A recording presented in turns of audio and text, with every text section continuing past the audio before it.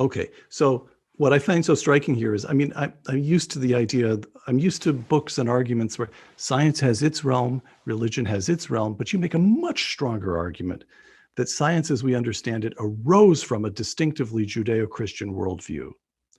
And that, well, so the next question is, what happened? We've already quoted Kepler, God created us after his own image.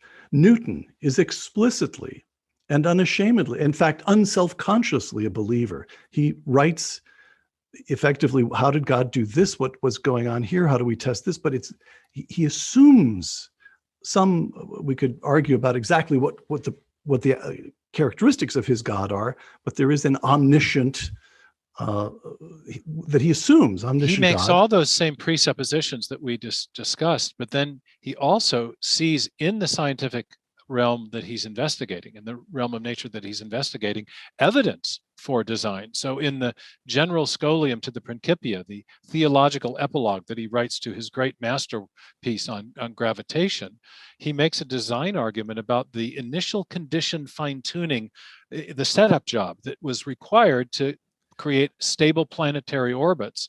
And in this memorable passage, he says, this most beautiful system of sun, planets, and comets could only proceed from the counsel and dominion of an intelligent and powerful being.